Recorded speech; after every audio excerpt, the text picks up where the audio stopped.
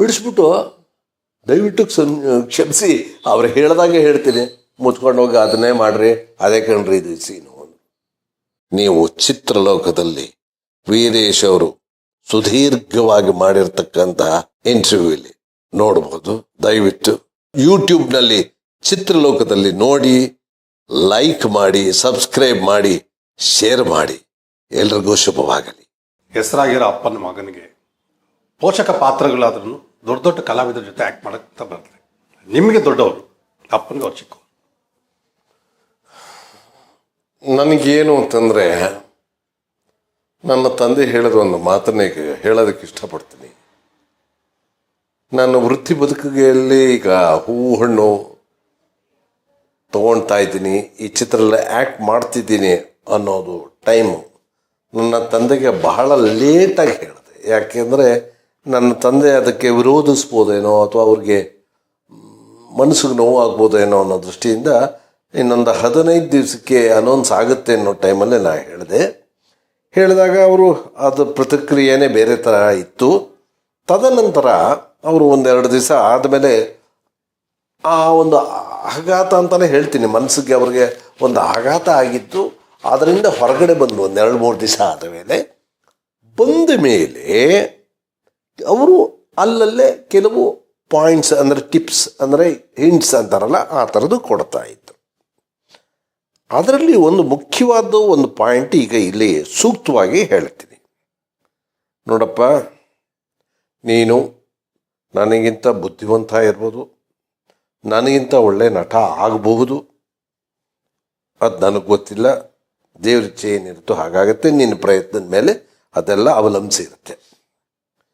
ನನ್ನ ಅನುಭವದಲ್ಲಿ ನಿನಗಿಂತ ಹಿರಿನಾಗಿ ಒಂದು ಮಾತನ್ನು ಹೇಳಕ್ಕೆ ಇಷ್ಟಪಡ್ತೀನಿ. ನೀನು ಏನೋ ಹೇಳಿದೆ ಕಥೆಯಲ್ಲಿ, ಲಕ್ಷ್ಮಿ ಜೊತೆ ಪ್ಯಾರಲಾಗಿ ಹೋಗುತ್ತೆ ನಿನ್ನ ಕ್ಯಾರೆಕ್ಟರ್ ಅಂತ. Lakshmi, she is a very intelligent actor, she is a very good actress. So ನನ್ನ ಅಡ್ವೈಸ್ ಏನು ಅಂದರೆ, ನಿನ್ನ ಪಕ್ಕ ಶಿವಾಜಿ ಗಣೇಶನ್ನೇ ಇರಲಿ, ಕಮಲ ಹಾಸನ್ನೇ ಇರಲಿ, ರಾಜ್ಕುಮಾರೇ ಇರಲಿ, ಲಕ್ಷ್ಮಿನೇ ಇರಲಿ, ಕೇರೇ ಮಾಡಬೇಡ.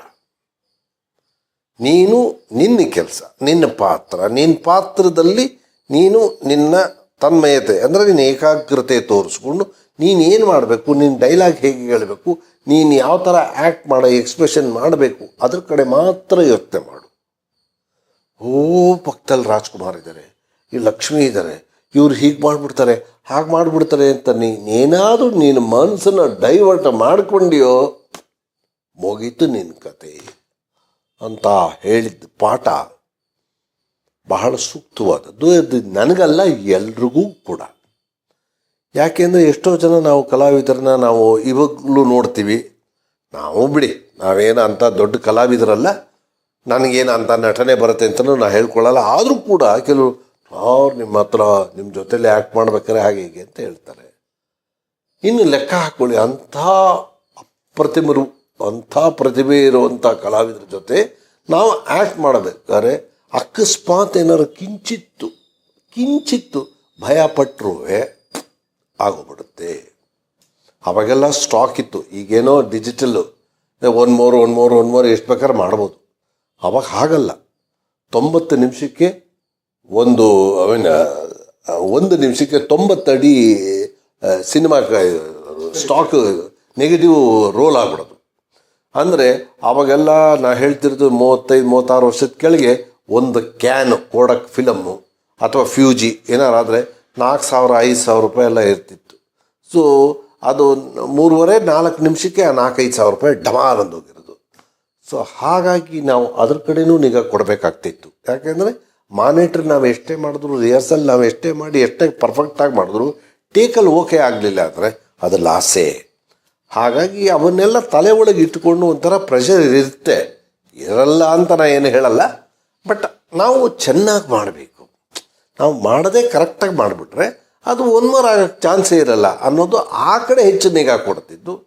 ಆಮೇಲೆ ನಮ್ಮ ವಿಷ್ಣು ಸರ್ ಜೊತೆ ನಾನು ಆ್ಯಕ್ಟ್ ಮಾಡಬೇಕಾದ್ರೂ ಅಷ್ಟೇ, ಅದರಲ್ಲೂ ಎಸ್ಪೆಷಲಿ ಮಹಾಕ್ಷತ್ರಿಯದಲ್ಲಿ ನಾನು ಮಾಡಿದ್ದು ಒಂದು ಇನ್ಸ್ಟೆನ್ಸು ಪ್ಲಸ್ ನಾ ಮಾಡಿದೆ ಅಂತ ಹೇಳಬಾರ್ದು, ಆ ಪರಮಾತ್ಮ ಮಾಡಿಸ್ಕೊಂಡಿದ್ದು. ಆಮೇಲೆ ಹೂವು ಹಣ್ಣಿಲಿ ಮಾಡಿದಂತಹ ಒಂದು ಇನ್ಸ್ಟೆನ್ಸು ನನ್ನ ಜೀವನದಲ್ಲಿ ಒಂದು ಪಾಠ ಬರುತ್ತೆ. ಈಗ ನಾನು ಈಗ ತಾನೇ ಹೇಳಿದೆ ನೋಡಿ, ಈಗ ನಾನು ಇಲ್ಲಿ ಕೂತಿದ್ದೀನಿ, ಈ ಪಕ್ಕದಲ್ಲಿ ಕರೆಕ್ಟಾಗಿ 120 ಡಿಗ್ರೀಸ್ಗೆ ಇಲ್ಲಿ ಏನು ಮೂಮೆಂಟ್ ಆಗುತ್ತೆ ಅನ್ನೋದು ನನಗೆ ಕಾಣಬೇಕು. ಅಂದರೆ ಅದು ಹೆಣ್ಣಿಗೆ ಸಾಧ್ಯ, ಪ್ರತಿಯೊಬ್ಬ ಹೆಣ್ಣಿಗೂ 120 ಡಿಗ್ರೀಸು ಈ ಆ್ಯಂಗಲ್ ಇರುತ್ತಂತೆ, ವೈಡ್ ಆ್ಯಂಗಲ್ ಇದ್ದಂಗೆ. ಯಾಕಂದರೆ ಹೆಂಗಸರು ಅಷ್ಟು ಸೆನ್ಸಿಟಿವ್ ಅಂತ ಹೇಳ್ತಾರೆ ಸೈನ್ಸ್ ಪ್ರಕಾರ. ನಾನು ಮೆಡಿಕಲ್ ಸೈನ್ಸಿಂದ ಹೇಳ್ತಿರೋದು ಇದು ವಿಷಯ. ಅದನ್ನು ನಾವು ಡೆವಲಪ್ ಮಾಡ್ಕೊಂಡ್ಮೇಲೆ ಅದು ಗೊತ್ತಾಗುತ್ತೆ. ಇದು ನನಗೆ ಗೊತ್ತಾಗಿದ್ದೆ, ಅರ್ಥ ಮಾಡಿಕೊಂಡಿದ್ದೆ ಲಕ್ಷ್ಮಿಯವರು ನನಗೆ ಹೇಳ್ಕೊಟ್ಟಿದ್ದು.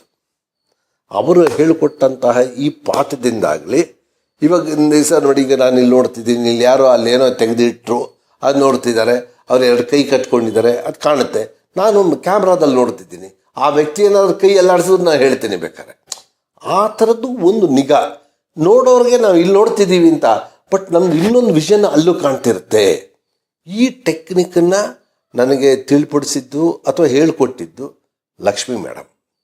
ತದನಂತರ ಮಹಾಕ್ಷತ್ರಿಯದಲ್ಲಿ ಒಂದು ಅದ್ಭುತವಾದದ್ದು, ನನ್ನ ಜೀವಮಾನದಲ್ಲಿ ಮರೆಯೋಕ್ಕಾಗದೇ ಇರೋವಂಥದ್ದು, ಅದು ಒಂದು ಇನ್ಸ್ಟೆನ್ಸ್ ಆಯಿತು. ಅದೇನಪ್ಪ ಅಂದರೆ, ಒಂದು ಸೀಕ್ವೆನ್ಸಲ್ಲಿ ಈ ಹೀರೋ ಅಂದರೆ ನಮ್ಮ ವಿಷ್ಣು ಸರ್ ಅವರು ನಮ್ಮನ್ನೆಲ್ಲ ಹಿಡ್ಕೊಂಡು ಬಂದಿರ್ತಾರೆ, ನಾವೆಲ್ಲ ಟೆರರಿಸ್ಟು. ಅದ್ರಲ್ಲಿ ನಾವು ಯಾಕೆ ಟೆರರಿಸ್ಟ್ ಆದವು ಅಂತ ಒಬ್ಬೊಬ್ಬರೇ ಹೇಳ್ಕೋತೀವಿ. ಯಾಕೆ ಅಂದರೆ ನಮಗೆ ಡ್ರಗ್ಸ್ ಬೇಕಾಗುತ್ತೆ, ಅಂದರೆ ನಾವೇನೋ ಡ್ರಗ್ಸ್ ಯೂಸ್ ಮಾಡ್ತಿರ್ತೀವಿ ಅಂತ. ಅವರು ಏನು ಮಾಡ್ತಾರೆ, ವಿಷ್ಣು ಸರ್ ಅವರು ನಮ್ಗೆ ಯಾರಿಗೂ ಡ್ರಗ್ಸ್ ಕೊಡಬಾರ್ದು ಅಂದ್ಬಿಟ್ಟು ಅದನ್ನು ತೊಗೊಂಡೋಗಿ ಬೆಂಕಿಗೆ ಹಾಕ್ತಾರೆ. ಡ್ರಗ್ ಅಡಿಕ್ಟ್ ಆಗಿರೋದನ್ನು ಬಿಡಿಸ್ಬೇಕು ಅಂತ ಅವರು ಟ್ರೈ ಮಾಡ್ತಾರೆ. ಅದೇನೋ ಒಂದು ಕತೆ ಆ ಥರ. ಆ ಸೀಕ್ವೆನ್ಸ್ ಒಬ್ಬರು ಬಂದಾಗ ಒಬ್ಬೊಬ್ರದ್ದು ಇಟ್ಟು ದ ಡೈಲಾಗು ನನಗೆ ಹೊಸದು.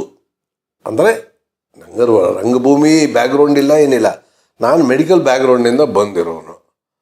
ಆಮೇಲೆ ಎಲ್ರಿಗೂ 3/4 ಪೇಜ್ ಇದ್ದರೆ ನನಗೆ 1.5 ಪೇಜ್ ಡೈಲಾಗ್ ಇತ್ತು. ಆಮೇಲೆ ಡೈರೆಕ್ಟ್ರ್ ಇದ್ದವರು ರೇ ಅಂದರು, ಅಂದರೆ ಬಾಬು ಅವರು ನನ್ನ ರೀ ಅಂತಲೇ ಕರೆಯೋದವರು. ರೇ ಅಂದರು, ಸರ್ ಒಂದೇ ಶಾರ್ಟು ಇಡೀ 1.5 ಪೇಜ್ ಡೈಲಾಗ್ ಹೇಳಬೇಕು ಅಂದರು. ಹಾಂ ಅಂದೆ. ಆಮೇಲೆ ತಕ್ಷಣ ಅವರ ಅಸೋಸಿಯೇಟ್ ರಾಮನಾಥ್ ತ್ರಿವೇದಿ ಋಗ್ವೇದಿ ಇದ್ದಿದ್ದು ಅವರು, ನಾನು ಇದೀನಿ ಡೋಂಟ್ ವರಿ ಅಂತ ಹೇಳಿ ನನಗೆ ಸಪೋರ್ಟ್ ಮಾಡಿದ್ರು. ನಾನು ಅದನ್ನೆಲ್ಲ ಮಾನಿಟರ್ ಮಾಡೋದಕ್ಕೆ, ರಿಹರ್ಸಲ್ ಮಾಡೋದಕ್ಕೆ ಡೈಲಾಗನ್ನು ಬೈಹಾರ್ಟ್ ಮಾಡ್ಕೋತಾ ಇದ್ದೆ. ನೆನೆಸ್ಕೋತಾ ಇದ್ದಾಗ ವಿಷ್ಣು ಸರ್ ಪಕ್ಕದಲ್ಲಿ ಕೂತ್ಕೊಂಡು ಕೆಲವು ಟೈಮು ಭಾಳ ನಮ್ಮನ್ನ ಹತ್ರ ಏನು ಹೇಳೋದು, ಈ ಒಂಥರ ಲೇವಡಿ ಮಾಡೋದು, ತಮಾಷೆ ಮಾಡೋದು, ಹುಡುಗಾಟ ಆಡೋದು ಅಂತ ಎಲ್ಲ ಹೇಳ್ತಾರಲ್ಲ, ಆ ಥರ ಕಿಂಡಲ್ ಮಾಡೋದು ಅಂತ ಆ ಥರ ಮಾಡೋರು. ನಾನು ಸೀರಿಯಸ್ ಆಗಿ 1.5 ಪೇಜ್ ಡೈಲಾಗ್ ಹೇಗೆ ಹೇಳೋದಪ್ಪ ಅಂತಿದ್ದಾಗ ಪಕ್ಕದಲ್ಲಿ ಅವ್ರು ಕೂತಿದ್ದವರು, ರೇ ಬನ್ರಿ ಇಲ್ಲಿ ಅನ್ನೋರು. ಸರ್ ನಾನು ಡೈಲಾಗ್ ಬನ್ರಿ ಹೇಳೋ, ಈ ಥರ ನನಗೆ ಭಾಳ ಗೋಳಾಡಿಸ್ಬಿಟ್ರು. ಗೋಳಾಡಿಸ್ಬಿಟ್ಟು ಆಮೇಲೆ ಬನ್ನಿ ಇಲ್ಲಿ ಕೂತ್ಕೊಳ್ಳಿ ಇದು ಸಾರ್ ಶಾರ್ಟ್ ಇದೆ ಸರ್, ನಾನು ಮಾಡಬೇಕು, ನನಗೆ ಇದು ಕಾನ್ಸಂಟ್ರೇಟ್ ಮಾಡೋಕ್ಕಾಗ್ತಿಲ್ಲ. ಕೂತ್ಕೊಳ್ರಿ ಅಂದು. ಈ ಥರ ಒಂದು ಕಡೆ ಹೀರೋ, ಅದು ಎಸ್ಟಾಬ್ಲಿಷ್ಡ್ ಆರ್ಟಿಸ್ಟು, ಅವ್ರಿಗೆ ನಾವು ಗೌರವ ಕೊಡಬೇಕು, ಅವ್ರು ಹೇಳ್ದಂಗೆ ಕೇಳಬೇಕು, ಇಲ್ಲ ಅಂತಲ್ಲ. ಬಟ್ ಅವ್ರೇನು ತಮಾಷೆ ಮಾಡ್ತಿದ್ರೆ ನಾನು ಸೀರಿಯಸ್ ಆಗಿದ್ದೀನಿ, ಇವ್ರಿಗೇನು ನನ್ನ ಸಂಕಟ ಅರ್ಥ ಆಗ್ತಾ ಇಲ್ಲ ಅಂತ ನಾನು ಒದ್ದಾಡ್ತಿದ್ರೆ, ಪುಣ್ಯಾತ್ಮನ ಇಂಟೆನ್ಷನ್ ಏನಿತ್ತು ಅಂದರೆ ನನಗೆ ಇಂಡೈರೆಕ್ಟಾಗಿ ಆ್ಯಕ್ಟ್ ಮಾಡಿಸಿದ್ರು ಅವರು. ಅಂತಹ ಒಂದು ಒಳ್ಳೆ ಅಡ್ವೈಸ್ ಅಂತ ಹೇಳ, ಟಿಪ್ಸ್ ಅಂತ ಹೇಳ, ಸಪೋರ್ಟ್ ಅಂತ ಹೇಳ ಹೇಳ್ತೀನಿ. ಕೂತ್ಕೊಳ್ರಿ ಸಾರ್ ಡೈಲಾಗ್ ಓದ್ಕೊಳ್ರಿ, ನಾನು ಹೀರೋ, ನಂಗೆ ಗೊತ್ತಿಲ್ವೇನ್ರಿ, ಕೂತ್ಕೊಳ್ರಿ ಕೂತ್ಕೊಡು. ಸುಮ್ಮನೆ ಎದ್ದೋಗ್ತಿತ್ತು, ಕೂತ್ಕೊಳ್ರಿ ರೇ ಏನು ರೀ ನೀವು ಆ್ಯಕ್ಟ್ ಮಾಡ್ತಿರೋದು? ನಾನು ಅಷ್ಟೊತ್ತಿಗಾಗಲೇ ಒಂದು 20-25 ದಿವಸದಿಂದ ಅವ್ರ ಜೊತೆ ಆ್ಯಕ್ಟ್ ಮಾಡಿದ್ದೀವಿ. ಏನು ರೀ ಆಗ್ಬಿಡಿ, ಏನು ಸರ್ ಅಂದ, ಏನು ಕ್ಯಾರೆಕ್ಟ್ರ್ ನಿಮ್ಮದು ಅಂದು. ಸಾರ್ ಕೂತ್ಕೊಳ್ರಿ, ಹೇಳ್ರಿ ಏನು ಒಂದು, ಏನು ಟೆರರಿಸ್ಟ್ ಯಾಕಾದ್ರಿ ಅದು? ಸಾರ್ ಯಾಕಾದ್ರೆ ಹೇಳ್ರಿ ಅಂತ. ಹೀಗೆ ಒಂದೊಂದೇ ಪ್ರಶ್ನೆ ಮಾಡ್ತಾ ಮಾಡ್ತಾ ಮಾಡ್ತಾ ನಾನು ಏನು ಆ್ಯಕ್ಟ್ ಮಾಡಬೇಕು ಅನ್ನೋದನ್ನು ನನ್ನ ಬಾಯಲ್ಲೇ ಬರ್ಸೋದು. ಇಲ್ಲಿಗೆ ಯಾಕೆ ಬಂದಿದ್ದೀರಾ ಅಂತ ಕೇಳಿದ್ರು. ಅದೇ ಹೀರೋ ಹಿಡ್ಕೊಂಬಂದಿದ್ದಾರೆ ಅದಕ್ಕೆ ಬಂದಿದೆ. ನನಗೆ ಇದು ಅರ್ಥ ಆಗ್ತಾ ಇಲ್ಲ. ಫಸ್ಟು ಹೀರೋ ಹಿಡ್ಕೊಂಬಂದಿದ್ದಾರೆ ಅದಕ್ಕೆ ಏನು ಸಿಚುಯೇಷನ್ ಇದು? ಡ್ರಗ್ಸು ಕೇಳ್ತಾ ಇದ್ದೀವಿ, ಕೊಡ್ತಾ ಇಲ್ಲ. ಹೌದಾ? ಡ್ರಗ್ಸ್ ತೊಗೊಳ್ದು ಹೋದ್ರೆ ಏನಾಗುತ್ತೆ? ಅದು ಏನಾಗುತ್ತೆ? ಕೋಪ ಬರುತ್ತೆ, ಆಮೇಲೆ ಇರಿಟೇಟ್ ಆಗುತ್ತೆ, ಆಮೇಲೆ ಏನೋ ಹೇಳಕ್ಕೆ ಏನೋ ಹೇಳ್ತೀವಿ, ಆಮೇಲೆ ಇದೇ ಥರ ಹೇಳಿ ಹೇಳಿ ಹೇಳಿ ನನ್ನ ಬಾಯಲ್ಲೆಲ್ಲ ಬಿಡಿಸಿ ಓವರ್ ಹಾಗೆ ನಾವು ಏನೇನೋ ಆಡ್ತೀವಿ, ನಮ್ಮ ಕಂಟ್ರೋಲಲ್ಲೇ ಇರಲ್ಲ ಅಂತೆಲ್ಲ ನನ್ನ ಬಾಯಲ್ಲಿ ಪ್ರತಿಯೊಂದು ಆನ್ಸರು ಅವರೇ ಬಾಯಿ ಬಿಡಿಸ್ಬಿಟ್ರು. ದಯವಿಟ್ಟು ಕ್ಷಮಿಸಿ, ಅವ್ರು ಹೇಳ್ದಾಗೆ ಹೇಳ್ತೀನಿ, ಮುಚ್ಕೊಂಡು ಹೋಗಿ ಅದನ್ನೇ ಮಾಡ್ರಿ, ಅದೇ ಕಣ್ರಿ ಇದು ಸೀನು. ನನಗೆ ಮೈಯೆಲ್ಲ ಜುಮ್ಮಂದ್ಬಿಡ್ತು. ಅಯ್ಯೋ ದೇವ್ರೆ, ಎಂಥ ಐಡಿಯಾ ಕೊಟ್ರಪ್ಪ ಇವರು. ಮೈ ಗಾಡ್, ಒತ್ತಾಡ್ತಿದ್ದೆ ಅಂದ್ಬಿಟ್ಟು ಹೋದೆಪ್ಪ. ಹೋದಾಗ ನಾನು ಮಾನಿಟರ್ ಎಲ್ಲ ಮಾಡಿದೆ. D V Rajaram, the great photographer, ಅವರು ಟ್ರಾಲಿ ಎಲ್ಲ ಹಾಕಿದ್ರು, ಅದೇನೋ ಝೂಮ್ ಗೀಮ್ ಅದೇನೋ ಹಾಕ್ಕೊಂಡಿದ್ರು, ನಮಗೆ ಗೊತ್ತಿಲ್ಲ ಅವೆಲ್ಲ ಅವಾಗ. ಸರಿ, ಆಮೇಲೆ ಎಷ್ಟು ಮೂಮೆಂಟ್ ಕೊಡ್ತೀರಾ ಅಂತ ಅವರು ಡಿ ವಿ ಸರ್ ಕೇಳಿದ್ರು. ನಾನು, ಸರ್ ನನ್ನೇನು ಕೇಳ್ತೀರ ಸರ್, ಡೈರೆಕ್ಟ್ರು ಒಂದು ಚಾಲೆಂಜ್ ಮಾಡಿದರು. ನನ್ನೇನು ಕೇಳ್ಕೊಡ್ದು ಅದೇನು ಆ್ಯಕ್ಟ್ ಮಾಡ್ತಾರೋ ಮಾಡಿ ಅಂತ ಹೇಳಿದರು. ವಿಷ್ಣು ಸರ್ ನಂಗೆ ಹಿಂಗೆ ಸಪೋರ್ಟ್ ಮಾಡಿದ್ದು ತಲೆಯಲ್ಲಿತ್ತು.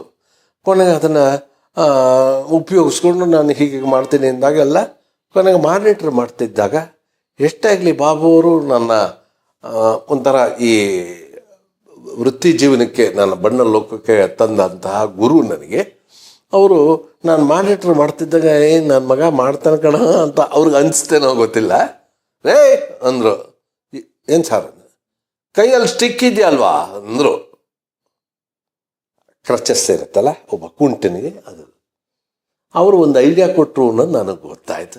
ಎಸ್ ಸಾರ್ ಅಷ್ಟೇ, ಅಂದರೆ ಅದನ್ನು ಉಪಯೋಗಿಸ್ಕೊಳ್ಳಿ ಅಂತ. ಕೊನೆಗೆ ಫಸ್ಟು ರಾಮ್ಕುಮಾರ್ ಮಾಡಿದ್ರು, ಆಮೇಲೆ ಸುಷ್ಮಾ ಮಾಡಿದ್ರು. ರಾಮ್ಕುಮಾರು ಸುಷ್ಮಾಗೆ ಎಲ್ಲರಿಗೂ ಗುಡ್, ಎಕ್ಸಲೆಂಟ್ ಅಂತ ಡೈರೆಕ್ಟ್ರು ಅದನ್ನು ಶಾರ್ಟಲ್ಲಿ ಹೇಳಿದ್ರು. ನಮಗೂ ಆಸೆ ಇರುತ್ತೆ, ಒಂದು ಟೇಕಲ್ಲೇ ಮಾಡಬೇಕು ಅಂತ ಆಸೆ ಇರುತ್ತೆ. ಜೊತೆಗೆ ಯಾರು ಚೆನ್ನಾಗಿ ಮಾಡಿದ್ರಿ ಅಂತ ಹೇಳಿದ್ರೆ ನಮ್ಗೆ ಇನ್ನೂ ಒಂದು ಸ್ವಲ್ಪ ಹುಮ್ಮಸ್ ಬರುತ್ತೆ. ಸರಿ, ಹೋದೆ, ಮಾಡಿದೆ ಎಲ್ಲ. ಎಡ ಬಲ ಅಂತ ಹೇಳ್ತಾರಲ್ಲ, ಒಂದು ಕಡೆ ವಿಷ್ಣು ಸರ್, ಇನ್ನೊಂದು ಕಡೆ ಬಾಬು ಅವರು, ಇವರೆಲ್ಲ ಹೇಳದಂತಹ ಅಡ್ವೈಸನ್ನು ತೊಗೊಂಡು ಮಾಡಿದ್ದಕ್ಕೆ ಡೈಲಾಗೆಲ್ಲ ಮುಗ್ದೋಗಿದೆ, ಕಟ್ಟೆ ಹೇಳಿಲ್ಲ.